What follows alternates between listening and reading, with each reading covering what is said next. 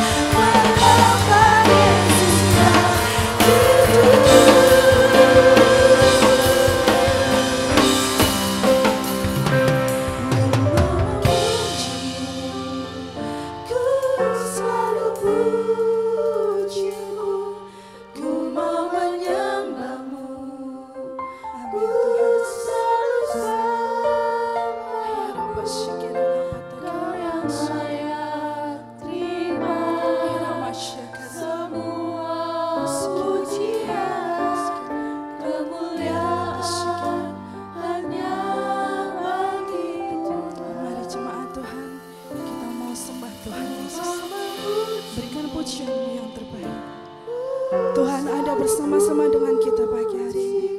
Dia ada bersama dengan kita. Haleluya.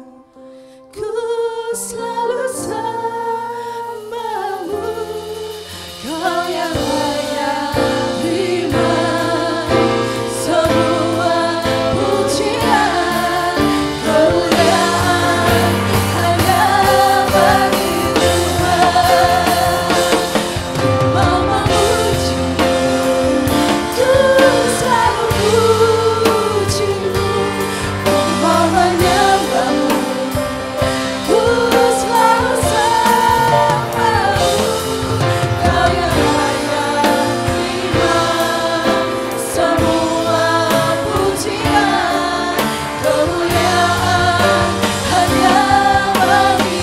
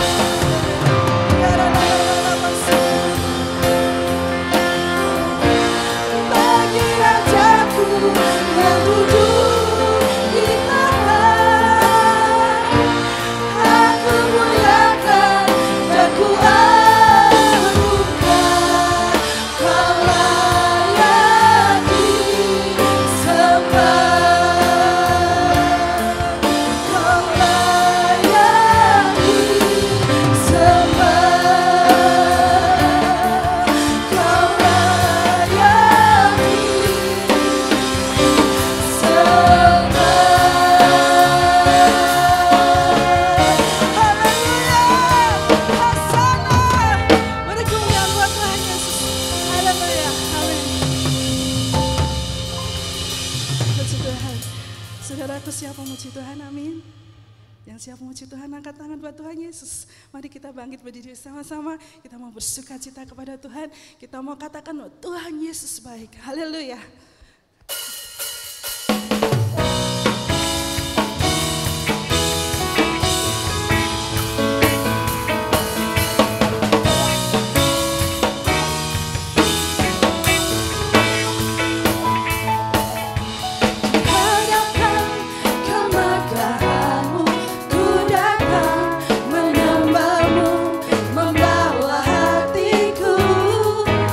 Membawa hidupku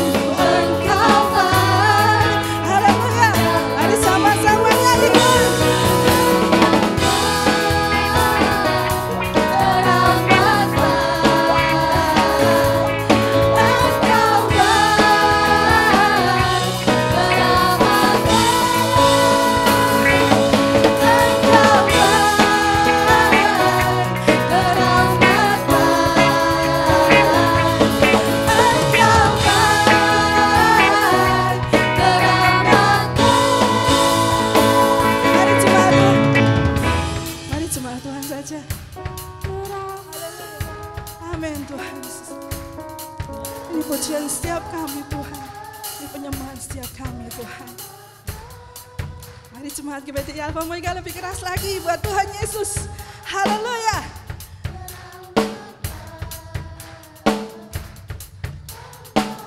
Ya Rabbah sikira. Haleluya. Mari sama-sama nyanyikan.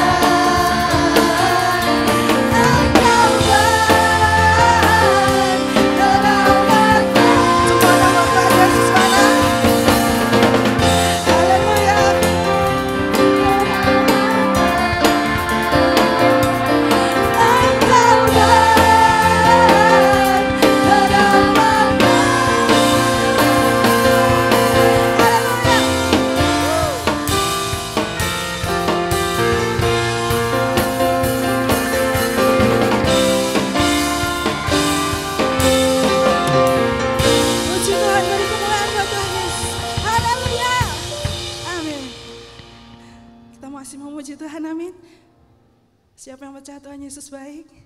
Haleluya. Berikan salam kanan kiri saudara, katakan Tuhan Yesus tuh baik banget loh. Puji Tuhan, mari kita mau menyanyikan kecaplah dan lihatlah betapa baiknya Tuhan itu. Haleluya.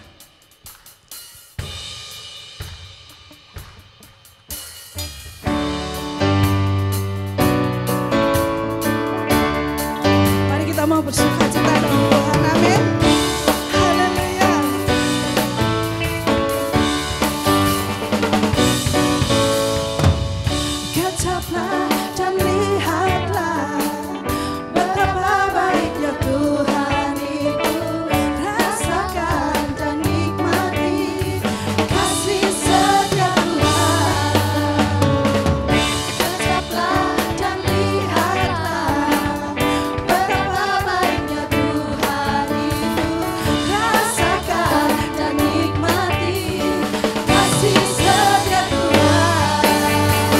Kasih setia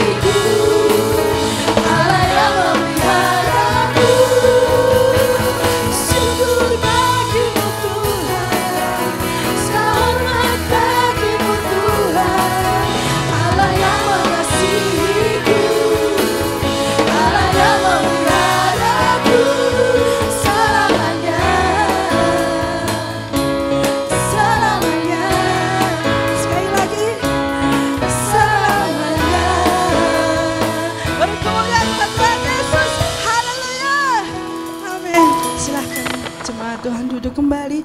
Kita tetap dalam hadirat Tuhan. Haleluya, puji Tuhan. Mari kita mau siapkan setiap hati dan pikiran kita. Kita mau siap untuk mendengarkan firman Tuhan. Kiralah bashi, kiralah malama. Kiralah bashi, kiralah patakarala. Kita tahu sekarang bahwa Allah turut bekerja di dalam segala sesuatu untuk mendatangkan kebaikan bagi setiap orang yang mengasihi Dia. Mata Tuhan mengawasi, mata Tuhan menjelajah di seluruh bumi. Dia akan memberikan kekuatan bagi setiap orang-orang yang bersungguh hati kepada Dia. Apapun musim kehidupan yang sudah kita lewati, kita percaya kita tidak pernah sendirian saat kita melewatinya. Tapi ada Roh Kudus yang Tuhan berikan dalam hidup kita untuk menjadi penolong, untuk menjadi penghibur, untuk memberikan kita kekuatan. Mari kita mau terus untuk belajar bersyukur dalam setiap keadaan kita. Karena satu hal yang perlu kita ingat, apapun keadaan kita, Tuhan Yesus tetap baik dan Dia tidak pernah meninggalkan kita sendirian. Haleluya. Sikiralah pasyakaralah palapasy.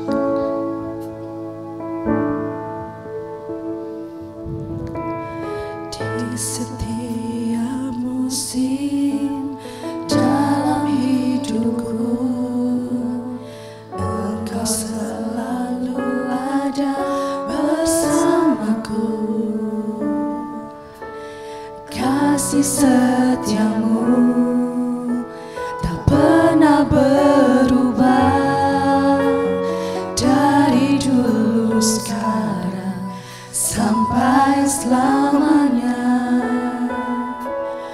Tuhan, Kau mengerti isi hatiku, semua yang ku perlu Kau pun tahu. Yang tak pernah ku lihat dan tak pernah ku pikirkan, itu yang Engkau sediakan bagiku.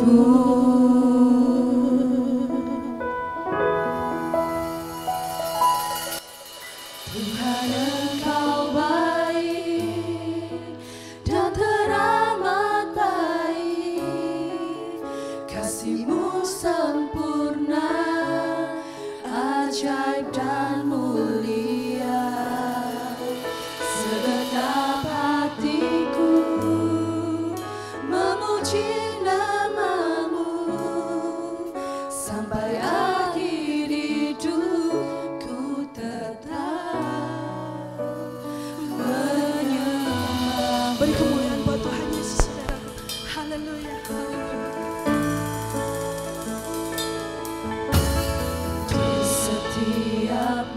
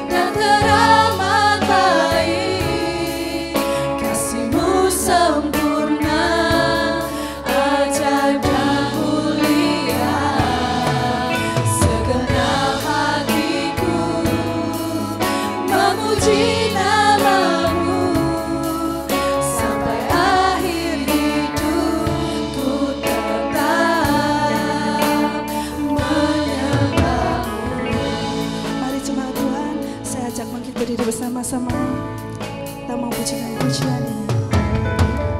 Setiap musim dalam hidupku, Engkau selalu ada bersamaku. Amin, haleluya. Kasih setiamu tak pernah berubah, dari dulu sekarang sampai selamanya.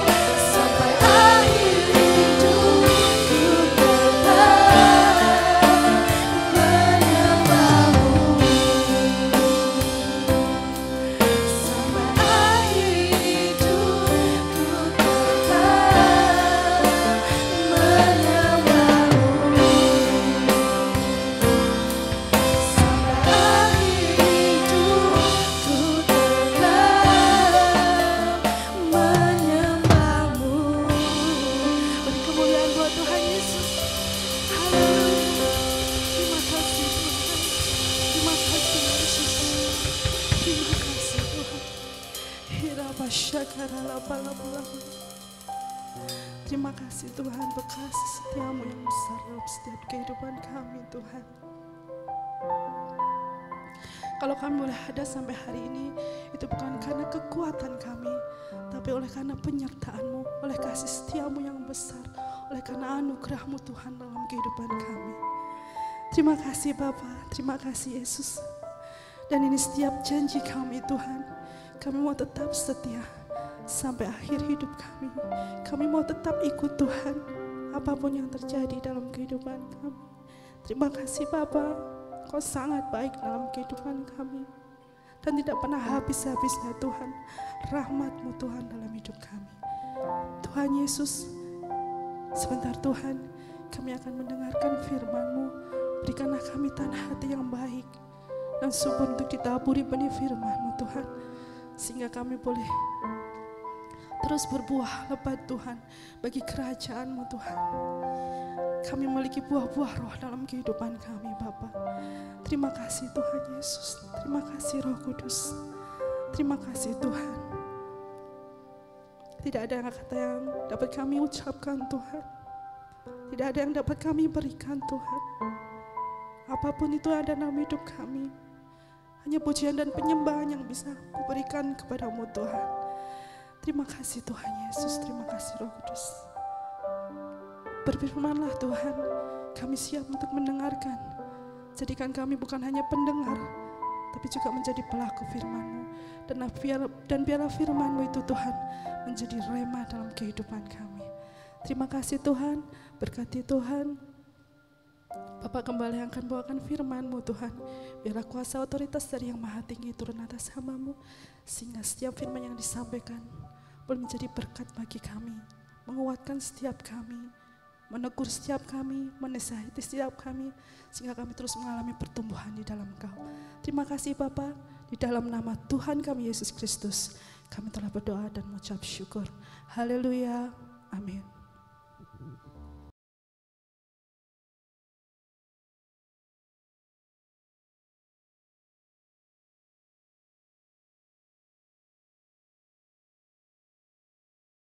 Haleluya, kita percaya Tuhan yang kita sembah ada bersama dengan kita pagi hari ini. Sebab Dia Tuhan segala Tuhan, Dia Raja segala Raja, dan Dia berjanji pasti datang kembali menjemput saudara dan saya, dan semua orang yang terus mau menjadi pelaku firman-Nya. Tema khotbah hari ini Minggu 11 Juni 2023, dimeteraikan tidak identik dengan dipenuhkan. Dimeteraikan tidak identik dengan dipenuhkan. Bisa ditampilkan. Dimeteraikan tidak identik dengan dipenuhkan. Apa maksudnya? Apa artinya? Dimeteraikan itu tidak sama dengan dipenuhkan dengan Roh Kudus. Dimeteraikan bukan dipenuhkan dengan Roh Kudus. Lalu apa artinya dimeteraikan? Kita baca Efesus 1 ayat 13 dan 14 yang berbunyi demikian.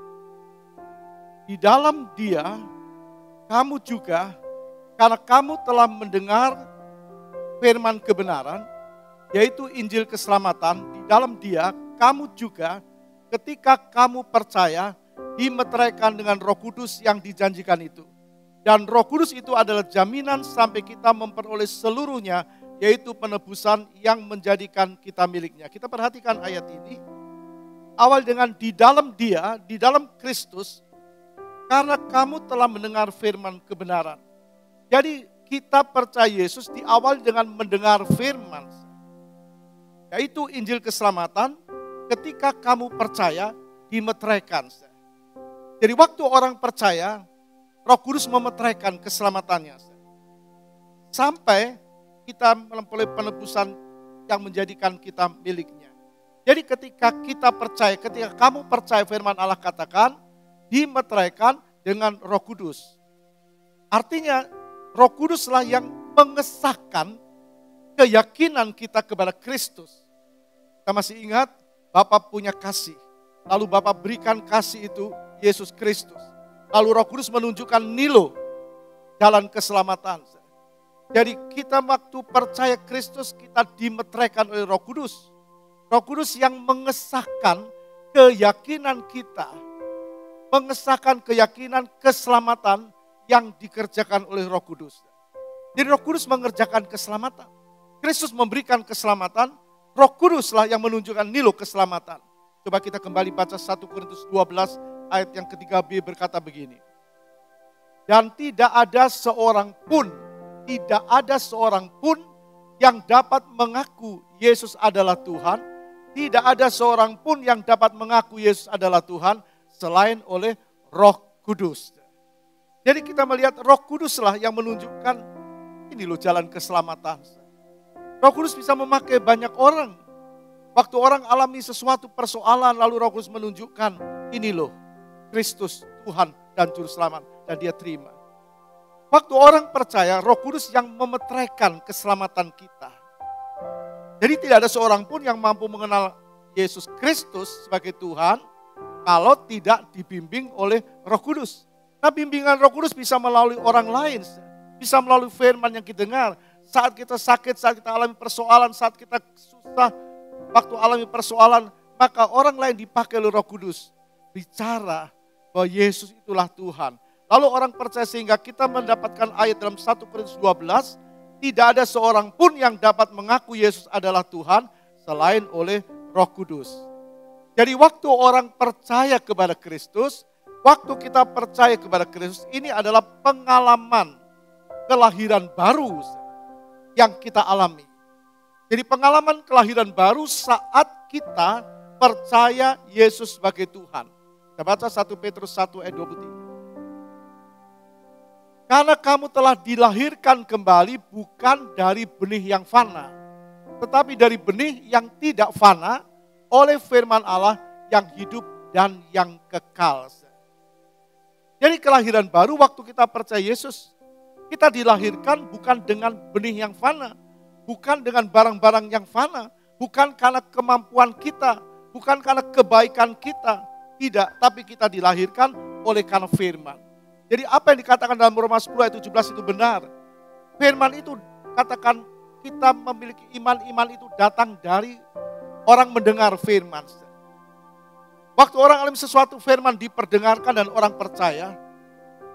Jadi kita melihat di sini, disinilah peran Roh Kudus yang menunjukkan apa yang firman Tuhan katakan itu benar. Yesus itu Tuhan. Tidak ada seorang pun yang dapat mengaku Yesus adalah Tuhan kalau bukan karena Roh Kudus. Jadi setiap orang percaya punya Roh Kudus. Sebab Roh Kudus itu Allah. Bapa itu Allah, Allah Bapa. Katakan pertama dari Trinitas kealahan. Yesus anak Allah adalah Allah. Kedua dari Trinitas kealahan dan Roh Kudus adalah ketiga dari Trinitas kealahan. Bukan tiga Allah, tapi satu Allah yang bertiga pribadi. Ada tiga saksi di sorga, Bapa, Firman, dan Roh Kudus, dan ketiganya adalah satu. Jadi orang yang percaya Yesus, kita yang percaya Yesus pasti selamat, amin. Kita yang percaya Yesus pasti selamat, amin. Tepuk tangan bagi dia. Kita yang percaya Yesus pasti selamat. Karena firman Tuhan bilang begini dalam Yohanes 3:16. Karena begitu besar kasih Allah akan dunia ini, sehingga dikaruniakan anaknya yang tunggal itu. Supaya barang siapa yang setiap orang yang percaya kepadanya tidak binasa, melainkan beroleh hidup yang kekal. Jadi Roh Kuduslah yang memampukan kita menjadi percaya. Roh Kuduslah yang memampukan kita menjadi percaya. Kita contoh lihat. Yang pertama, Rasul Paulus. Kisah 9 ayat 3-5. Dalam perjalanannya ke Damsyik, ketika ia sudah dekat kota itu, tiba-tiba cahaya memancar dari langit mengelilingi dia. Ia rebah ke tanah dan kedengarlah olehnya suatu suara yang berkata kepadanya, Saulus, Saulus, mengapakah engkau menganiaya aku? Jawab Saulus, siapakah engkau Tuhan? Katanya, akulah Yesus yang kau aniaya itu. Kita kenal siapa Saulus. Dia pembenci orang-orang yang mengikuti Kristus. Dia menangkap, memenjarakan, bahkan membunuh.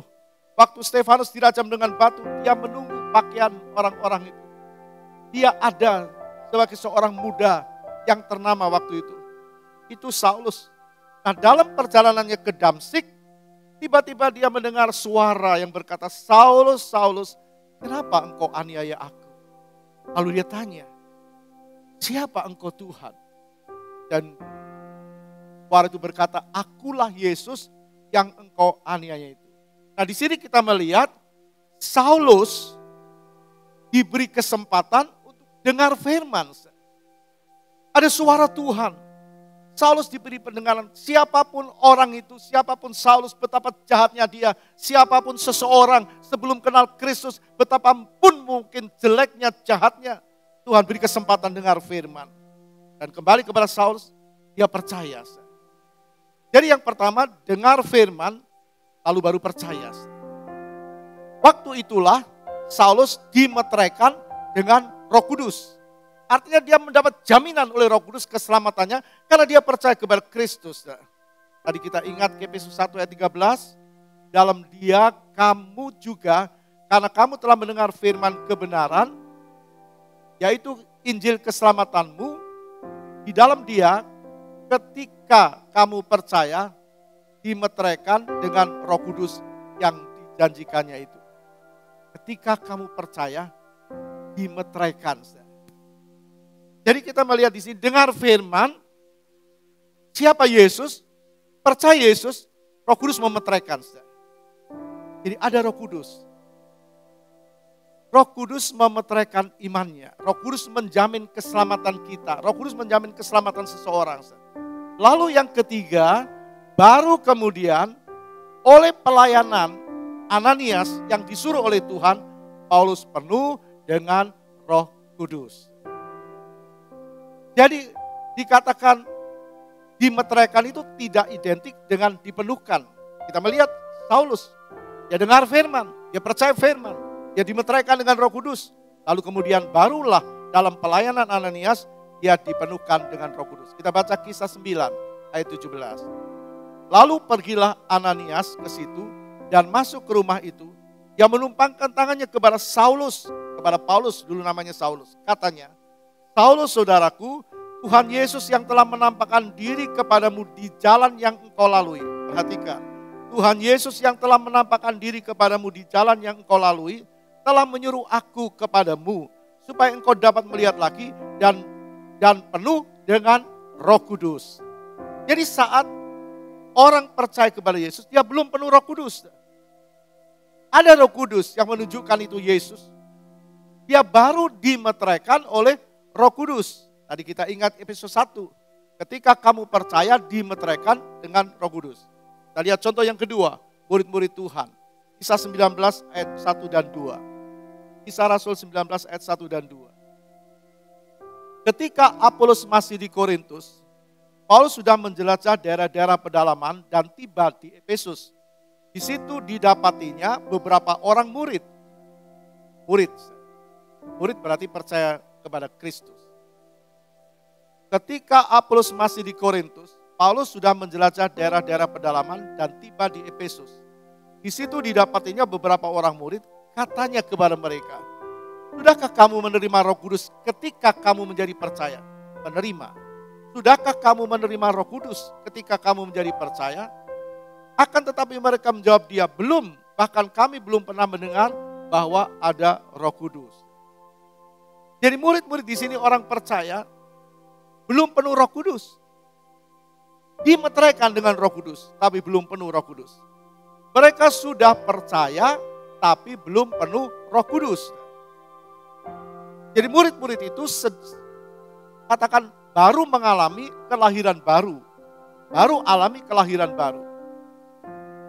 Kita melihat apa yang firman Tuhan katakan. Tuhan bilang sama Nikodemus, kalau engkau tidak dilahirkan kembali dalam air dan roh, engkau tidak masuk dalam kerajaan surga. Jadi firman Tuhan itulah yang membuat seseorang hidup dalam kelahiran baru. Roh Kudus memimpin hidupnya.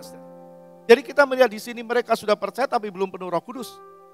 Mereka baru dimeteraikan Roh Kudus. Nah sekarang kita baca ayat 6. Ayat 6 berkata begini. Dan ketika Paulus menumpangkan tangan di atas mereka, turunlah Roh Kudus ke atas mereka. Dan mulailah mereka berkata-kata dalam bahasa roh dan bernubuat. Firman Allah katakan ketika Paulus menumpangkan tangan ke atas murid-murid, turunlah Roh Kudus ke atas mereka. mulailah mereka berkata-kata dalam bahasa roh dan bernubuat. Jadi saudara bisa melihat di sini, dipenuhkan dengan Roh Kudus, baru berbahasa roh. Bukan berbahasa roh, belum dipenuhkan dengan Roh Kudus. Bukan diajarkan oleh manusia. Penuh dengan roh, baru berbahasa roh. Nah, orang yang katakan percaya Yesus tidak langsung penuh Roh Kudus. Orang itu baru alami kelahiran baru. Artinya begini, kalau kelahiran baru dia berarti dulu lama. Artinya pindah dari posisi di luar Yesus, kemudian berada di dalam Yesus. Kelahiran baru dulu berada di luar, tapi sekarang berada di dalam. Jadi waktu kita percaya, waktu seseorang percaya kepada Kristus, dia alami perubahan posisi. Perubahan posisi.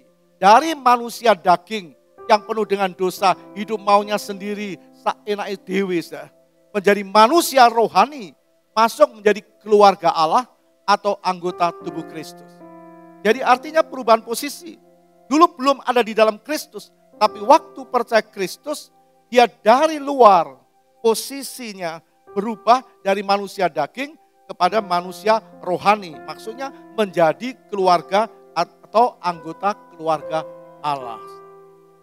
Jadi kita adalah anggota keluarga Allah. Efesus 2 ayat 19 berkata begini. Demikian kamu bukan lagi orang asing. Bukan lagi orang asing atau pendatang, melainkan kawan sekerja dari orang-orang kudus dan anggota-anggota keluarga Allah. Haleluya. Kita bukan orang luar. Kita bukan manusia daging, tapi manusia rohani. Karena kita percaya kepada Yesus Kristus. Kita ada di dalam Kristus, anggota keluarga Allah.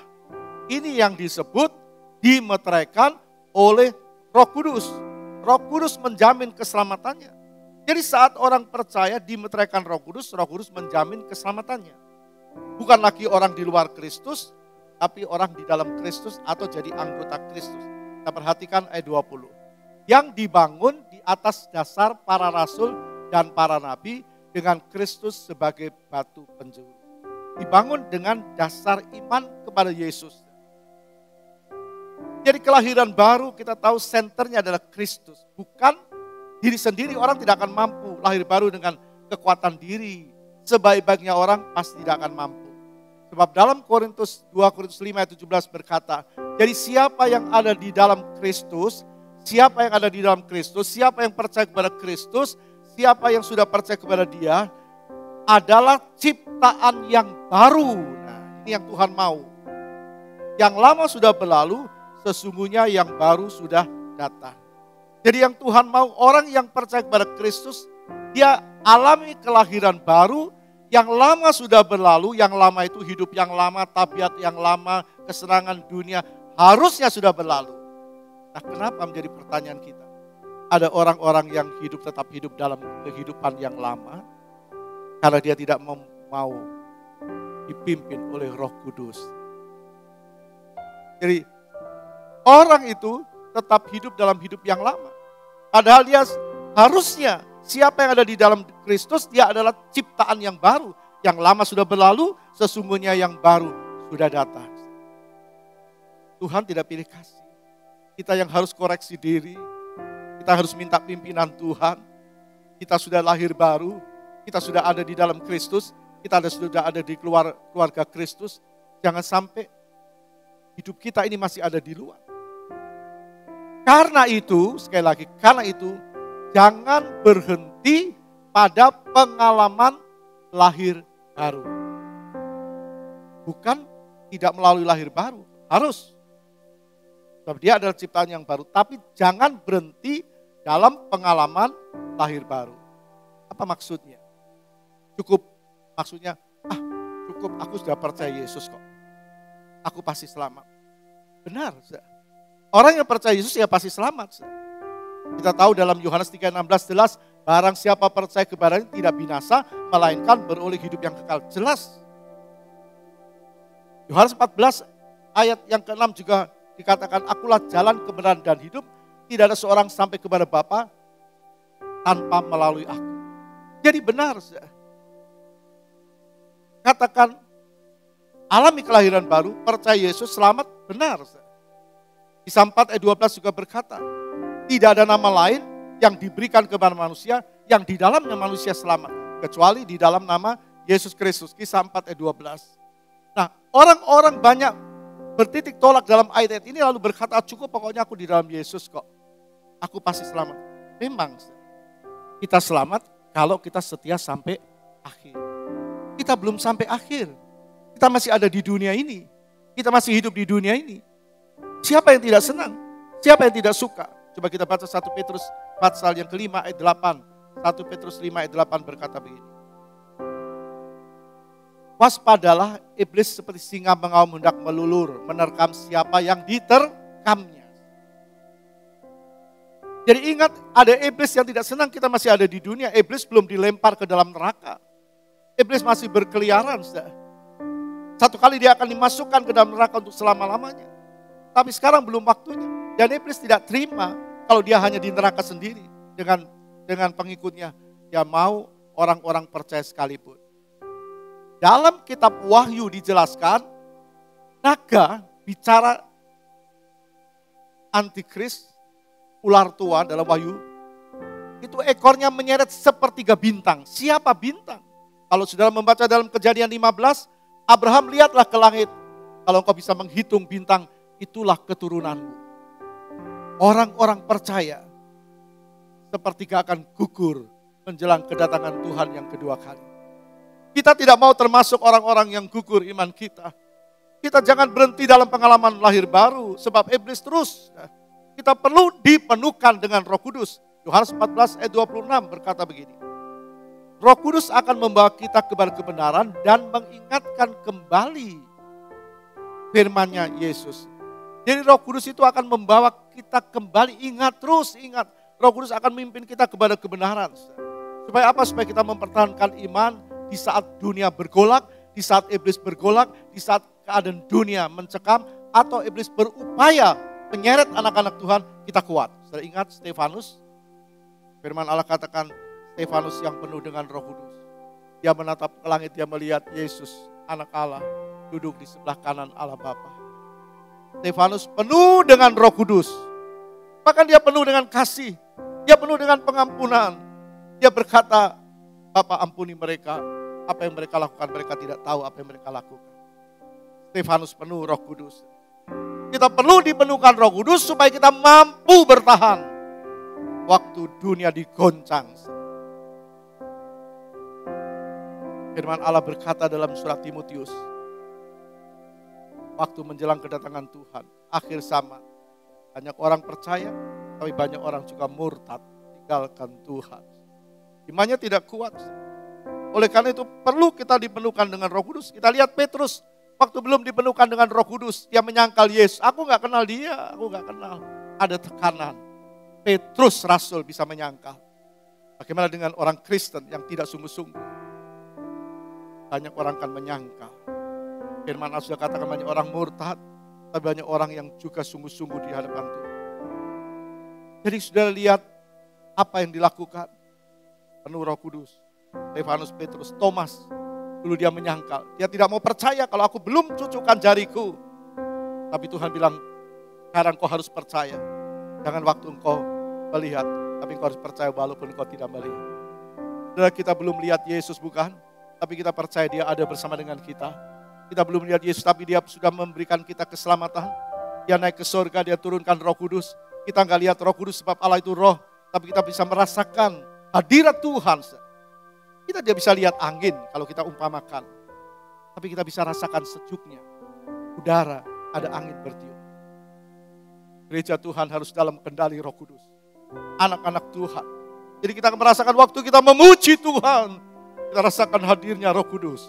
Waktu kita menyembah Tuhan, kita rasakan Roh Kudus. Waktu kita dengar firman Allah. Tidak ada waktu untuk bicara satu dengan yang lain. Tidak ada waktu untuk main-main HP. Tidak ada waktu. Karena Roh Kudus bekerja. Dan saya rindu gereja Tuhan penuh dengan Roh Kudus. Ini rumah Roh Kudus adalah hidup kita. 1 Korintus 3:16 berkata, tidakkah engkau tahu bahwa tubuhmu adalah bait Allah, bait Roh Kudus yang diam di dalam kamu. Jadi orang harus penuh dengan Roh Kudus. Dan bagaimana caranya? Ya minta sama pembaptis Roh Kudus. Minta pembaptis Roh Kudus. Kalau seseorang mau dibaptis dengan air, minta dibaptis air, dia minta sama siapa? Dia minta sama pendeta untuk dibaptis. Tapi untuk dibaptis dengan Roh Kudus, dia harus minta. Bukan sama pendeta, tapi kepada Yesus pembaptis Roh Kudus. Yohanes berkata, lihat anak domba Allah yang menghapus dosa isi dunia. Yohanes berkata, aku tidak layak menguraikan tali kasutnya. Tapi dia yang datang sesudah aku, dia akan membaptis kamu dengan Roh Kudus. Kita baca Lukas 11 ayat 13. Jadi jika kamu yang jahat tahu memberi pemberian yang baik kepada anak-anakmu, apalagi Bapamu yang di sorga, ia akan memberikan Roh Kudus kepada mereka yang meminta kepadanya. Orang mau dipenuhkan Roh Kudus tapi tidak pernah minta sama Tuhan. Minta. Harus benar-benar merindukan, minta. Artinya apa? Miliki sikap rohani.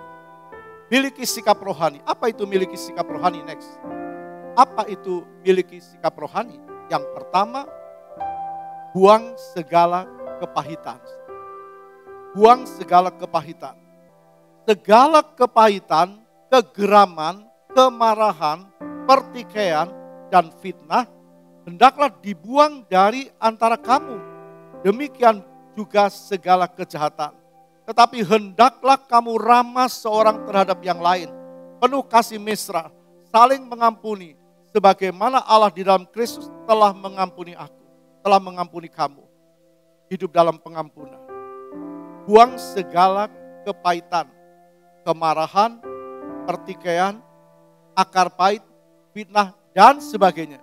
Jadi tinggalkan kejahatan dan lain-lain. Dan hidup dalam pengampunan. Orang yang tidak mau hidup dalam pengampunan sulit dipenuhkan dengan Roh Kudus. Orang hidup dalam fitnah, pertikaian, sulit dipenuhkan dengan Roh Kudus. Yang kedua harus benar-benar haus. Yohanes 7 ayat 37 berkata begini. Yohanes 7 ayat 37 dan 38. Dan pada hari terakhir, yaitu pada puncak perayaan itu, Yesus berdiri dan berseru, barang siapa haus, baiklah ia datang kepadaku dan minum. Barang siapa haus, harus memiliki rasa haus. Harus benar-benar rindu dipenuhkan dengan Roh Kudus. Bukan cuma sekedar, tapi ada kerinduan. Barang siapa haus, ia datang kepadaku, lalu minum. Datang kepadaku. Datang kepada Tuhan. Harus setia ibadah. Harus setia ibadah. Datang sama Tuhan. Orang yang tidak setia ibadah sulit dipenuhkan dengan Roh Kudus. Dan yang ketiga, berdoa dengan tekun dan sehati. Ini sikap yang menyenangkan Tuhan. Bertekun dengan berdoa dengan tekun dan sehati. Ini sikap yang menyenangkan Tuhan. Tuhan senang orang yang terus bertekun dalam doa. Ada jam-jam doa. Kita cuma hari Rabu. Apakah kita tidak rindu datang menyembah Dia, memuliakan Tuhan? Dunia bukan menjadi makin baik, makin jelek. Apa yang kau raih di dunia ini? Kau tidak punya waktu menyembah Tuhan, kau mencari kesenangan dunia atau yang lain-lain, pasti akan ditinggalkan di dunia. Kita tidak akan membawa sesuatu apapun. Beri waktu untuk Tuhan. Yang keempat, berikan pujian dan penyembahan kepada Tuhan. Karena Tuhan menciptakan kita untuk memuliakan Dia dalam Yohanes 43 ayat 7. Umatku yang ciptakan untuk kemuliaanku. Di sorga orang akan menyembah Tuhan, memuliakan Tuhan. Memuliakan Tuhan. Kita tidak menghitung harta kita di dunia. Tidak akan kekuatan kita di dunia, tapi kekuatan yang dari Tuhan itulah. Kita akan menyembah Dia. Kita baca Mazmur 30 ayat 13a berkata begini. Mazmur 30 ayat 13a. Supaya jiwaku menyanyikan mazmur bagimu. Jiwaku, jiwa pikiran kehendak kemauan. Menyanyikan mazmur dan jangan berdiam diri. Jangan berdiam diri. Orang yang berdiam diri sulit dipenuhkan dengan Roh Kudus. Jangan ngantuk, jangan ngelamun, tapi sembah Dia. Sembah Dia dengan pujian, pengagungan Tuhan, Tuhan paling senang disembah dan diagungkan. Roh Kudus itu bukan sekedar anugerahnya Tuhan. Roh Kudus bukan sekedar anugerah Allah, tapi Roh Kudus itu pribadinya Allah. Maka kita harus menyambutnya sebagai seorang pribadi. Kita jangan mau kuasanya, tapi pribadinya. Saudara lihat Stefanus dalam Kisah 6 ayat yang ke-5a. Usul itu diterima baik oleh seluruh jemaat. Lalu mereka memilih Stefanus seorang yang penuh iman dan Roh Kudus. Penuh iman dan Roh Kudus. Stefanus penuh iman. Orang meminta dipenuhkan Roh Kudus tapi wadahnya tidak sesuai. Tuhan tidak mau. Stefanus penuh Roh Kudus karena dia penuh iman. Tuhan mau kita penuh iman, kita yakin tidak ada yang lain kecuali Yesus. Dan kita tersungkur menyembah dia. Jelas harus seorang yang benar-benar beriman. Beriman itu artinya benar-benar perbuatannya menjadi pelaku firman. Bukan cuma asal waktu senang beriman, waktu susah imannya luntur dan sebagainya. Bukan. Tapi benar-benar beriman. Benar-benar percaya Tuhan. Tidak ada yang lain. Bukan waktu ada masalah dia beralih bukan kepada Tuhan, kepada orang-orang yang dikatakan orang pintar dan sebagainya. Jelas harus orang yang beriman. Dan hidupnya harus penuh dengan pengampunan. Kita membaca Kisah 7 ayat 60. Sambil berlutut ia berseru dengan suara nyaring. Tuhan, janganlah tanggungkan dosa ini kepada mereka. Dan dengan perkataan itu meninggallah dia. Stefanus penuh dengan pengampunan. Tidak heran kalau dia penuh dengan Roh Kudus. Jangan sampai orang percaya masih simpan kebencian, simpan dendam. Orang lain menyakiti dia berkata nanti awaslah. Itu bukan keinginan Tuhan. Harus hidup dalam pengampunan. Kita lihat Barnabas, Kisah 11 ayat 24. Karena Barnabas adalah orang baik, penuh dengan Roh Kudus dan iman. Bagaimana dia menjadi orang baik? Karena dia penuh dengan iman. Bagaimana Barnabas dia dikatakan dia penuh dengan Roh Kudus? Karena dia penuh iman. Maka dia menjadi orang yang baik. Dan firman Allah katakan, karena Barnabas adalah orang baik, penuh dengan Roh Kudus dan iman, sejumlah orang dibawa kepada Tuhan. Apa maksudnya? Hidupnya jadi berkat. Hidupnya jadi teladan. Dia selalu ingin melakukan hal-hal yang rohani. Bukan kasak kusuk menjelekkan orang lain, memfitnah orang lain, membenci orang lain. Tapi kita melihat dia penuh dengan iman. Dia melakukan yang baik. Sejumlah orang dibawa kepada Tuhan. Berapa jiwa yang telah kita bawa kepada Tuhan? Mungkin keluarga kita sendiri. Adakah kita menjadi support iman untuk istri, katakan untuk suami, untuk anak-anak di saat mereka lemah, iman mereka. Adakah kita menjadi support iman bagi mereka? Kita lihat contoh yang lain, Petrus. Kisah 10 ayat 44. Kisah 10 ayat 44. Ketika Petrus sedang berkata demikian, turunlah Roh Kudus ke atas semua orang yang mendengarkan pemberitaan itu. Jadi Petrus menyampaikan firman, orang mendengar harus dengar firman dulu. Baru timbul iman. Setelah timbul iman, penuh dengan Roh Kudus. Ayat 46. Ayat 46.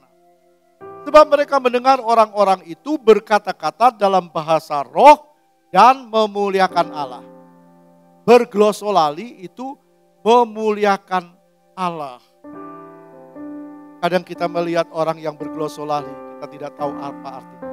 1 Korintus 14 ayat 2. Siapa yang berkata-kata dengan bahasa roh, tidak berkata-kata kepada manusia. Jadi kadang kita tidak bisa mengerti itu lain dengan karunia bahasa lidah. Itu harus diterjemahkan, harus disampaikan. Tapi ini berglosolali itu berbeda. Jadi orang yang sedang berglosolali itu sedang memuliakan Allah. Tadi kita baca 1 Korintus 14 ayat 2. Siapa yang berkata-kata dalam bahasa roh tidak berkata-kata kepada manusia, tetapi kepada Allah. Sebab tidak ada seorang pun yang mengerti bahasanya, oleh roh ia mengucapkan hal-hal yang rahasia. Jadi berbahasa roh itu berbeda dengan bernubuat. Kita baca ayat 4. Siapa yang berkata-kata dengan bahasa roh, dia membangun dirinya. Jadi orang yang sedang berglosolali itu membangun dirinya. Jadi bukan pamer dan bukan pamerkan diri, tapi dengan hati memang keluar untuk mengagungkan dan membangun dirinya. Imannya dibangun. Siapa yang berkata-kata dengan bahasa roh, ia membangun dirinya. Tetapi siapa yang bernubuat, ia membangun jemaat. Tampilkan ayat 4. Ayat 4. Nah, siapa yang bernubuat, ia berkata-kata kepada manusia. Tetapi siapa yang bernubuat, ia berkata-kata kepada manusia, ia membangun, menasihati, dan menghibur. Lain dengan berglosolali. Dan tanda dipenuhkan dengan Roh Kudus, yang pertama, tanda fisik. Tanda fisik. Next. Orang yang dipenuhkan dengan Roh Kudus, yang pertama, tanda fisik.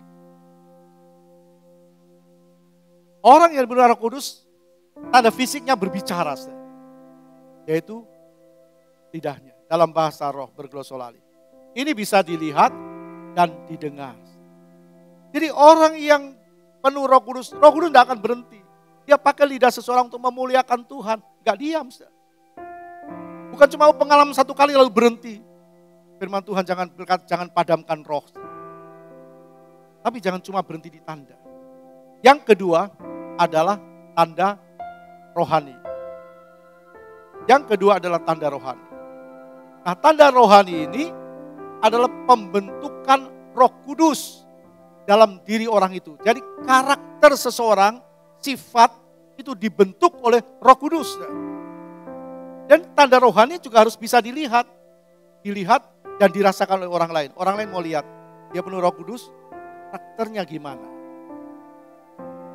Karena karakter seseorang, siapa yang ada di dalam Kristus, dia adalah kejadian yang baru. Roh Kudus membentuk hidupnya, karakternya dibentuk.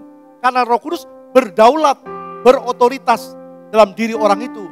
Dan pasti mempengaruhi hidupnya. Jadi otoritasnya Roh Kudus harus dapat dilihat. Roh Kudus kita tidak bisa lihat karena dia roh, dia Allah. Tapi otoritasnya terlihat dari apa yang ada dalam diri orang yang penuh dengan Roh Kudus. Jadi pertanyaan, karena Roh Kudus itu pribadi, maka harus tampak kehadirannya dalam diri kita. Otoritasnya tampak kalau hidup seseorang. Kalau tidak tampak, orang penuh dengan Roh Kudus tapi tidak ada buah-buah roh, dia cuma berhenti di tanda. Dia tidak memberi kesempatan Roh Kudus bekerja dalam hidupnya. Nah, kalau hidupnya tidak berubah, hati-hati. Yang salah bukan Roh Kudus, yang salah orang itu sendiri. Orang itu tidak memberi izin, tidak memberi hak Roh Kudus terus menuntun hidupnya. Tidak memberi ruang Roh Kudus berotoritas dalam hidupnya. Harus alami pertumbuhan rohani. Tanda fisik berglosolali, menyembah memuliakan Tuhan. Tanda rohani, karakternya benar-benar harus berubah. Terus berubah dan tidak mandek, tidak sampai cuma ditanda, tidak terus, tapi terus bertumbuh. Buah-buah roh harus mengalami pertumbuhan rohani. Pertumbuhan rohani inilah yang membawa orang kepada kedewasaan rohani. Jadi orang itu dewasa rohani atau tidak, kan karena dirinya. Kalau orang dari anak menjadi remaja pemuda itu karena tubuhnya, pertumbuhan fisik. Kalau ada pertumbuhan fisik harus ada pertumbuhan rohani. Ini yang dikerjakan oleh Roh Kudus, membawa kepada kedewasaan rohani. Yohanes 16 ayat 13 berkata begini. Tetapi apabila ia datang, yaitu Roh kebenaran, ia akan memimpin kamu ke dalam seluruh kebenaran. Jadi harus bertumbuh, rohaninya harus bertumbuh. Nah, karena itu Paulus menasihati kepada jemaat Efesus dalam Efesus 5 ayat 18, dia bilang begini. Dan janganlah kamu mabuk oleh anggur, karena anggur menimbulkan hawa nafsu. Tetapi hendaklah kamu penuh dengan roh. Sekali lagi. Paulus bicara kepada sidang Efesus, kepada jemaat Efesus, dia bilang begini. Jangan kamu mabuk oleh anggur, karena anggur menimbulkan hawa nafsu. Tapi hendaklah kamu penuh dengan Roh Kudus. Paulus bukan melihat jemaat Efesus mabuk anggur, enggak. Paulus sedang menerangkan bagaimana pola hidup seseorang bila penuh dengan Roh Kudus. Nah, kalau orang penuh dengan anggur, maka dia akan dikuasai oleh anggur, dia akan hidup oleh daging. Orang yang mabuk oleh anggur, dia tidak terkontrol. Dia hidup dengan daging, dia hidup dengan hawa nafsu. Nah, Paulus bilang kalau orang hidup dalam pimpinan Roh Kudus, dipenuhkan dengan Roh Kuduslah yang akan memimpin hidupnya. Hidupnya dikuasai. Nah, itu yang Paulus maksudkan dalam Efesus pasal 5 ayat 18. Paulus menerangkan bagaimana pola hidup seseorang yang penuh dengan Roh Kudus. Kalau orang penuh dengan anggur dunia ini, mabuk anggur, pasti dia akan dibawa kendali minuman keras. Dan akhirnya melakukan hal-hal yang tidak memuliakan Allah. Begitu sebaliknya, kalau orang penuh dengan Roh Kudus, pasti dia akan memuliakan Tuhan. Hidupnya dikendalikan oleh Roh Kudus. Nah, kita sampai di Galatia 5, ayat 22 sampai 23. Tetapi buah roh ialah kasih, sukacita, damai sejahtera, kesabaran, kemurahan, kebaikan, kesetiaan, kelemah lembutan, penguasaan diri. Sampai di sini jelas, jangan cuma puas, aku udah percaya Yesus. Iblis bisa mengganggu, orang bisa kelihatan percaya Yesus, tapi hidupnya tidak hidup sesuai dengan Kristus. Hidup dalam kebencian, akar pahit, hidup dalam persinahan, hidup dalam hawa nafsu. Firman Tuhan berkata, buah roh yang merubah hidup seseorang ini, Roh Kudus. Merubah hidup seseorang sehingga orang itu punya apa? Kasih, tadi dikatakan, buah roh kasih. Hidup dalam kasih, bukan hidup dalam kebencian, dendam, akar pahit, tidak bisa mengampuni dan sebagainya. Orang yang masih tidak hidup dalam kasih, dia bukan hidup dalam pimpinan Roh Kudus. Roh Kudus akan merubah hidup seseorang hidup dalam kasih. Hidup dalam kesabaran, dan dikatakan yang kedua kesabaran. Bisa menahan emosi, bisa kendalikan diri dalam situasi apapun. Dia bisa menahan emosi. Apa orang tidak punya emosi? Orang kadang dihadapkan dengan masalah dia bisa emosi, karena dia terpancing emosi. Tapi kalau dia terus dalam kondisi emosi, itu karakternya. Dia belum dirubah oleh Roh Kudus. Kebaikan firman Allah katakan. Yang muncul selalu yang baik, yang memuliakan Tuhan. Tidak ada rancangan untuk merancang jahat terhadap orang lain. Kelemah lembutan, tidak kasar. Lemah lembut, tidak kasar. Dan terakhir kita lihat penguasaan diri. Hadapi apapun, tidak gampang marah, emosi, dan sebagainya. Menghadapi apapun. Apa orang tidak bisa marah? Firman Tuhan berkata kalau engkau marah jangan sampai matahari terbenam. Orang bisa terkadang terpancing emosinya. Tapi sekali lagi, kalau setiap kali hadapi sesuatu yang katakan seperti merugikan dirinya, lalu dia marah, dia katakan keluar kata-kata yang tidak baik. Itu bukan lagi, itu tidak dalam kendali Roh Kudus. Itu karakternya yang harus dirubah oleh Roh Kudus. Maka kita minta Roh Kudus, penuhi aku. Aku perlu engkau dalam hidup ini. Roh Kudus akan memampukan kita tetap percaya Kristus. Roh Kudus memampukan kita menjadi pelayan-pelayannya dan menjadi pelaku-pelaku firman-Nya. Adalah kita percaya Tuhan, kita rindu hidup dalam kebenaran-Nya. Bangkit berdiri. Kita nyanyikan pujian kita, ku rindu setiap waktu hidup dalam di kebenaran-Mu. Bukan dengan kuatku, namun karena Roh-Mu. Ku rindu setiap waktu hidup di kebenaran. Haleluya.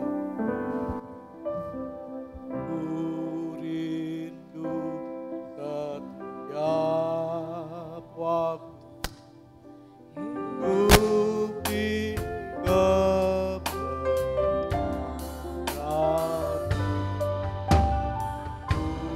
Bukan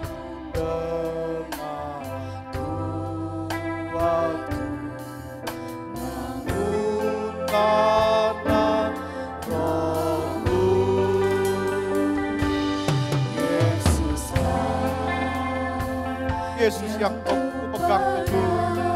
Kembali katakan Tuhan, ku rindu setiap waktu hidup di kebenaran-Mu. Setiap waktu hidup di kebenaran.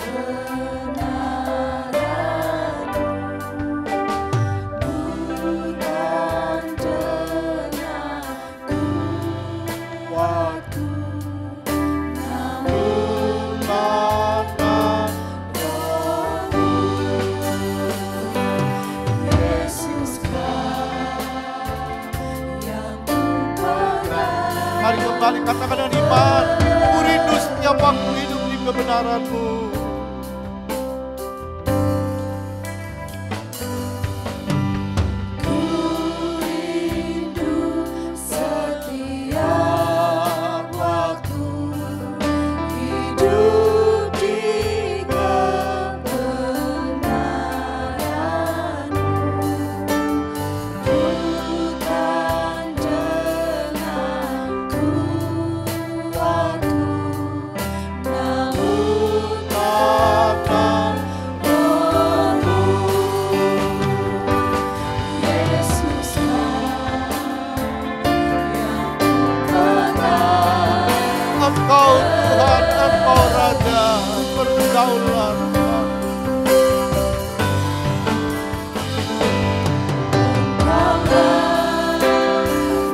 Mari angkat tangan kanan kita.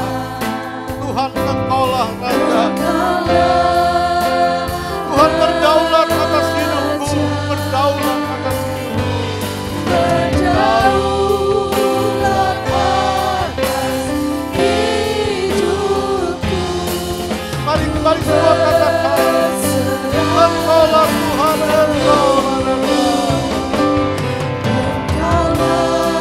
Amin, amin, amin. Roh Kudus ada di antara kita pagi hari ini. Dia Tuhan masih sembah Dia.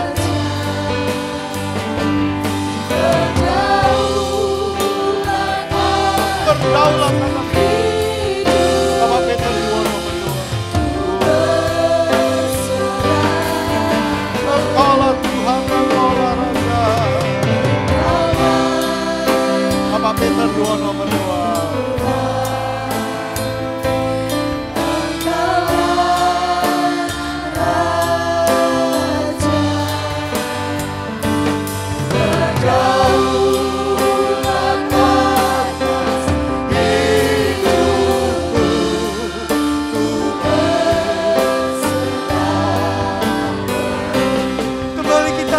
Lagu ini dengan kesungguhan hati kita. Dialah Allah yang berdaulat penuh atas hidup kita. Biarlah kita selalu mengagungkan Tuhan dalam kehidupan kita, karena kita tidak bisa lepas dari tangan Tuhan, tangan yang membimbing kita. Haleluya, haleluya. Ku berserah penuh padamu. Sekali lagi ku berserah padamu.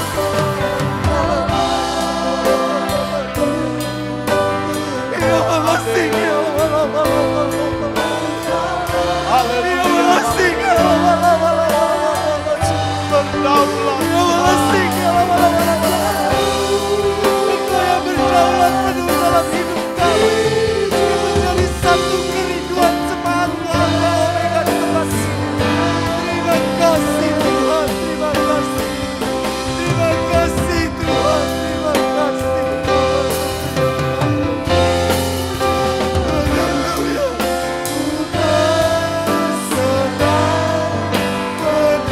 Beri kemuliaan bagi nama Tuhan. Haleluya Tuhan, terima kasih. Pagi ini kami boleh dikuatkan kembali melalui kebenaran firman. Kalau kami sedang dimeteraikan oleh firman, menjadi kepunyaan, menjadi milikmu. Tetapi kami perlu Tuhan, perjalanan kami di dunia ini masih panjang. Kami perlu kekuatan Roh Kudus. Sadarkan kami Tuhan, segenap jemaat Alfa Omega di tempat ini, untuk selalu rindu akan kebenaran firman-Mu, rindu akan Roh Kudus yang membimbing langkah hidup kita untuk menjadi semakin hari semakin mengerti, semakin hari semakin menuju jalan kebenaran. Terima kasih Tuhan, terima kasih. Terima kasih Roh Kudus, bahwa kami semakin hari semakin dekat kepadamu. Haleluya, haleluya, haleluya. Terima kasih Bapa, terima kasih. Sungguh Kau luar biasa bagi kami. Engkau selalu mengingatkan kami supaya perjalanan kami di dalam dunia ini tidak terkecoh, tidak tergelincir, tetapi semakin kuat. Karena tujuan kami adalah surga penuh dengan kemuliaan. Ampuni kami Tuhan, kalau kami kurang mengerti. Ampuni kami Tuhan, kalau kami tidak sadar akan kebenaran itu. Haleluya. Haleluya. Ia malasik ya Allah. Ia malasik ya Allah. Ia malasik ya Allah. Yesus, Engkaulah kekuatan kami. Terima kasih, sungguh kami berterima kasih. Terima kasih buat kebenaran firman-Mu. Pakai Bapak Gembala kami terus untuk menyingkapkan kebenaran firman-Mu. Biar otoritas melingkupi hamba-Mu selalu dan selalu menjadi berkat buat kami sidang jemaat-Mu tempat ini. Juga jemaat dimanapun yang mereka berada, pendengar-pendengar online, Engkau memberkati, berkatilah di dalam nama Yesus kami mengucap syukur dan berdoa. Terima kasih Tuhan, terima kasih Yesus, terima kasih Roh Kudus. Kau baik buat kami, buat jemaat. Terus pimpin kami Roh Kudus. Berdaulat atas hidup kami.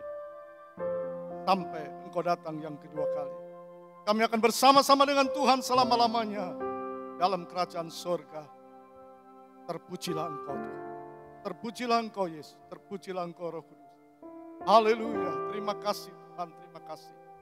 Sekarang saudaraku yang dikasih Kristus, kita pulang dengan bawa berkat Allah Bapa, kasih sayang Yesus Kristus, dan persekutuan di dalam Roh Kudus, yaitu di dalam nama Tuhan Yesus Kristus.